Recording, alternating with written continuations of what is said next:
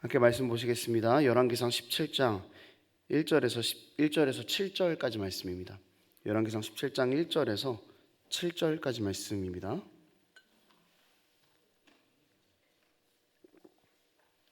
열왕기상 17장 1절에서 7절까지 말씀 한 절씩 교독하겠습니다. 길라앗에 우거하는 자 중에 디셉 사람 엘리야가 아합에게 말하되 내가 섬기는 이스라엘의 하나님 여호와께서 살아계심을 두고 맹세하노니 내 말이 없으면 수년 동안 비도 이슬도 있지 아니하리라 하니라. 여호와의 말씀이 엘리야에게 임하여 이르시되 너는 여기서 떠나 동쪽으로 가서 요단 앞 그릿 시냇가에 숨고 그 시냇물을 마시라. 내가 까마귀들에게 명령하여 거기서 너를 먹이게 하리라. 그가 여호와의 말씀과 같이 하여 곧 가서 요단 앞 그릿 시냇가에 머물매 까마귀들이 아침에도 떡과 고기를 저녁에도 떡과 고기를 가져왔고 그가 시냇물을 마셨으나. 함께 했습니다. 땅에 비가 내리지 아니하므로 얼마 후에 그 시내가 마르니라. 아멘. 열왕기상 16장부터 이제 아합 왕이 등장하기 시작하죠. 열왕기상 안에서 상당히 많은 부분을 차지하고 있는 왕입니다. 그리고 17장부터는 이제 본격적으로 엘리야의 이야기가 나오기 시작하는데요. 아합과 계속해서 갈등을 일으키는 그 엘리야의 이야기가 열왕기상 17장부터 이야기가 쭉 진행이 됩니다.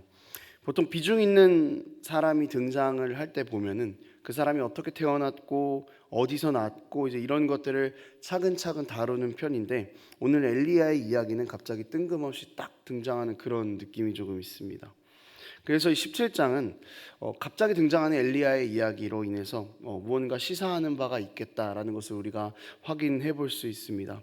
어떤 이야기를 17장에서 하고 있는지 우리가 하나님께 또 집중하는 그런 은혜가 오늘 있었으면 좋겠습니다. 첫째로 우리가 17장을 통해서 볼 수 있는 교훈은요, 우리는 하나님의 평가를 두려워해야 한다라는 것입니다. 이 아합 왕조라고 이야기는 하는데 사실은 좀 이 역사를 살펴보면 이렇습니다. 6장 21절부터 오므리 왕이 등장하죠. 그러니까 아합 왕의 아버지입니다. 열왕기서 16장까지 쭉 이렇게 계속 읽다 보면은 왕이 계속 바뀌는 그런 느낌을 우리가 받지 않습니까? 그러니까 16장까지의 역사가 그러니까 왕위 쟁탈전 같은 그런 역사인 겁니다. 솔로몬 이후부터 죽고 죽이는 전쟁이 되면서 가문이 가문을 뒤집는 계속 그런 전쟁의 역사가 있습니다. 그러니까 오므리 왕 이전까지의 왕조를 좀 순서대로 보면은요, 여로보암 왕조가 2대였습니다. 그 다음이 바하사 왕조가 2대, 그 다음에 시므리는 자기에서 끝났고요. 그런데 그 다음에 등장하는 이 오므리 왕조는 4대 동안 통치를 이어갑니다. 그러니까 이 오므리 왕조, 아합이 속해 있는 이 오므리 왕조는 그래도 힘 있는 왕조였다라는 것이죠. 이런 오므리의 뒤를 이어서 아합이 왕이 되었습니다. 이 아합은요 상당히 강한 왕이었습니다. 이 아합이 다스리는 동안 이스라엘은 다른 나라로부터 조공을 받기도 하면서 군사적으로 경제적으로 꽤나 강한 나라였습니다. 아합은 그러니까 이스라엘이 부국 강병을 누리게 만든 그런 왕이었던 것이죠.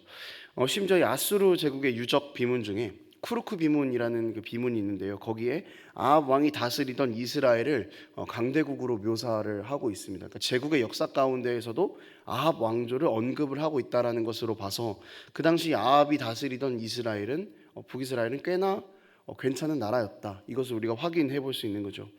그러니까 세상에서는 그 아합 왕이 다스리는 나라를 강대국이었다 이렇게 이야기를 하고 있습니다.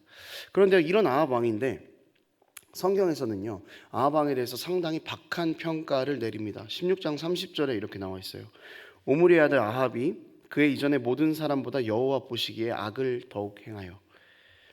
부국 강병을 이끈 장본인이지 않습니까? 강한 나라의 왕인데 성경에서는 그런 평가는 하나도 하지 않고 그냥 하나님 보시기에 악했다라고만 이야기하고 있습니다. 그도 그럴 것이 이방인 그 시돈 사람 이세벨과 혼인을 했고요. 특히 이세벨은 바알을 섬기는데 굉장히 앞장섰던, 우상을 섬기는데 앞장섰던 사람이었습니다. 그래서 이것으로 인해서 이스라엘이 타락하기 시작했죠. 그러니까 세상이 보기에는 강한 왕이었지만 하나님 보시기에는 한없이 악한 왕이었던 것입니다. 그러니까 바른 왕이 다윗의 길로 행하는 왕이었다면 악한 왕의 표준은 아합이 될 정도로 하나님 보시기에 이 아합 왕은 악한 왕이었다는 것입니다. 우리는 이 지점을 좀 잘 기억해야 합니다. 우리 하나님께서 세상에서의 우리 삶을 보고 어떻게 판단하실까를 늘 두려워해야 하는 것이죠. 세상에서 아무리 지켜 세워지고 많은 것을 누리고 있고 인정받고 있다고 할지라도 그런 세상의 평가들은요, 여러분, 사실은 다 살아 없어질 것들입니다. 세상에서는 조금 부족해도, 세상에서는 조금 누리지 못해도 하나님께서 우리 삶을 보시고 주님께서 그런 우리의 삶을 지켜 세워주신다면 사실 우리는 이미 모든 것들을 누리고 있는 것입니다. 세상에서 우리가 정말 모든 것들을 다 붙잡고 있다고 할지라도 하나님을 놓치고 있다면 그 삶은 이미 모든 것을 다 놓친 삶인 것이죠. 그렇지만 세상에서 아무것도 잡고 있지 못하다 할지라도 하나님을 잡고 있다면 그 삶은 사실은 모든 것을 이미 다 붙잡고 있는 삶이라는 것입니다. 여러분의 손에는 어떤 것을 붙잡고 계십니까? 여러분, 지금 우리 손에 붙들려 있는 이것이 세상의 기준이 아니라 하나님이기를 소망합니다. 하나님을 붙잡고 주님께서 부르시는 그 영원한 하늘의 소망을 누리면서 우리가 이 땅을 그렇게 살아갈 수 있었으면 좋겠습니다. 17장에 갑자기 등장하는 엘리야의 이야기가요, 이래서 중요한 것입니다. 세상의 원리대로 통치했던 아합 왕은 세상에서 높은 평가를 받았고 굉장히 능한 왕이었다라는 그런 호칭을 다 받을 수 있었겠지만 이제 17장부터 엘리야가 등장하면서 아합 왕에게 있던 세상의 그런 기준들이 하나님의 말씀을 통해서 하나하나 그렇게 벗겨지기 시작할 것입니다. 하나님의 말씀을 통해서 세상에서 말하는 강함이 아무런 필요가 없다라는 것을 하나하나 그렇게 벗겨내는 것이 17장 이후부터 엘리야의 사역입니다. 우리가 말씀을 가까이 해야 하는 이유가 이것입니다. 우리는 세상의 것들을 누리고 싶어 하고요, 더 많이 붙잡고 싶어 합니다. 하지만 말씀 앞에서 우리의 이런 삶을 하나하나 비춰보면서 세상의 한계를 체감하고 그것을 벗어버릴 수 있어야 하는 것이죠. 그렇기 때문에 우리가 이 세상 말고 하나님 붙잡고 싶습니다라고 이야기한다면은 말씀 앞에서 늘 우리 스스로를 비춰보는 시간이 반드시 필요하다라는 것이죠. 말씀 앞에서 우리가 우리를 비춰보지 않는다면 우리는 여전히 하나님을 붙잡고 있기보다 세상을 계속 붙잡고 있는 모습을 발견하게 될 것입니다. 하지만 말씀 앞에서 계속해서 우리를 보면서 세상의 때를 하나하나 벗어나가기 위해서는 우리는 계속해서 이 말씀에 집중하고 또 말씀을 사랑해야 하는 것이죠. 한 가지를 더 살펴보겠습니다. 엘리야는요, 이렇게 나타나서 하는 첫 마디가 비가 오지 않을 것이다 라고 이렇게 이야기를 하고 있습니다. 이것은 아합이 섬겼던 이 바알 신의 능력을 완전히 무시하는 행동입니다. 그러니까 바알 신은 무능하다라고 이야기하는 것입니다. 이 바알은 천둥, 번개, 비를 내리는 그런 신으로 농사를 주관하는 신이었습니다. 농사를 짓는 그 사람들에게 기후를 관장하는 신이 얼마나 중요했겠습니까? 그렇기 때문에 이 바알이 이스라엘 지방에서 우상으로 섬겨지는 데는 그냥 이런 배경도 있었던 것이죠. 가뜩이나 이스라엘 땅은 가뭄의 영향에 민감했습니다. 비에 굉장히 민감했죠. 비에 의존하는 정도가 매우 큰 땅이었기 때문에 이 농사를 주관하는 우상인 바알 신이 상당히 매력적으로 느껴질 수밖에 없었습니다. 그런데 엘리야가 1절에서 이렇게 이야기하죠. 여호와의 살아계심을 두고 맹세하는데 내 말이 없으면 비도 이슬도 없을 것이다. 이렇게 이야기합니다. 그러니까 비를 주관하는 것은, 세상이 돌아가는 원리를 주관하는 것은 우상이 아니라 하나님이시다라는 것을 17장부터 전면으로 반박하기 시작하는 것입니다. 이스라엘 사람들이 바알을 섬기고 있고 또 아합 왕이 바알을 섬기는 그 상황 가운데에서 완전히 반대 의견을 내는 것이죠. 더 이상 너희를 믿는 신이 너희를 지켜주지 못할 것이고 너희는 한계가 있는 것들 외에 다른 것에 기대해야 한다는 것을 엘리야는 세상 가운데서 선포하고 있는 것입니다. 여러분, 엘리야의 이 역할이요, 세상을 사는 우리가 해야 할 역할이다라는 것을 우리가 기억해야 할 것입니다.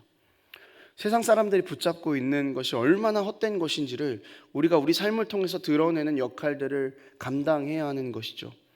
선지자라는 직분은 더 이상 존재하지 않습니다. 그렇지만 선지자가 했던 역할은 여전히 우리 그리스도인들에게 남아 있습니다.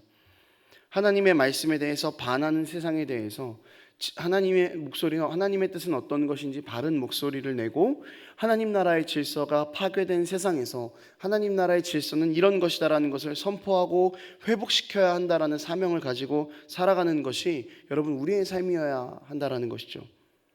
때로는 세상과 완전히 반하는 말이기 때문에 세상으로부터 미움을 받게 될 일이 있다고 해도 그것이 하나님의 뜻이 맞다면 우리는 그 말을 할 수 있어야 합니다. 진리를 전할 수 있어야 하는 것이죠. 완전하지 않은 것을 쫓아가면서 끊임없이 쳇바퀴 돌아가는 그런 세상 사람들에게 대해서 완전한 것이 여기 있다고, 당신들의 유한한 삶을 멈출 수 있는 무한한 하나님의 사랑과 은혜가 여기 있다고 그렇게 우리가 전할 수 있어야 하는 것이죠. 여러분, 이것이 하나님께서 우리를 이 땅 가운데 보내신 이유입니다. 엘리야가 17장에 갑자기 나타난 것은 세상 가운데 서 있는 그리스도인들은 어떤 역할을 해야 하는가를 보여주는 또 하나의 표본이기도 합니다. 여러분, 우리 한 사람 한 사람들은요, 하나님을 전하기 위해서 세상 안에 부름받은 존재들입니다. 우리는 우리의 모든 삶을 통해서 하나님을 드러내기를 늘 힘쓰고, 어떻게 하면 세상이 나를 보고 하나님을 볼 수 있을까, 이 대원칙을 가지고 살아갈 수 있어야 한다라는 것입니다. 물론 우리 가운데 핍박이 있고 우리 가운데 고난이 있을 수 있겠다 싶습니다. 하지만 우리가 그렇게 세상 가운데에서 하나님 주신 사명을 감당하면서 살아갈 때 하나님께서 엘리야를 계속해서 먹이고 살리셨던 것처럼 우리와 동행하시고 계속해서 우리를 살려내실 것입니다. 여러분, 하나님의 동행하심과 하나님의 살려내심, 이 은혜를 경험하기 위해서는 세상 가운데에서 사명을 가진 그리스도인으로 서 있어야 합니다. 하나님을 경험하는 그리스도인들은 모두 다 이렇게 사명을 감당하고 서 있습니다. 여러분, 우리 가슴 벅찬 일에, 이 은혜의 일에 기꺼이 뛰어드는 그런 우리의 삶이 될 수 있었으면 좋겠습니다. 그냥 아무런 의미 없이 살아가는 그리스도인이 아니라 정말 세상 가운데에서 하나님께서 나를 부르셨다라는 그 부르심의 목적을 곤고히 하고 살아갈 수 있었으면 좋겠습니다.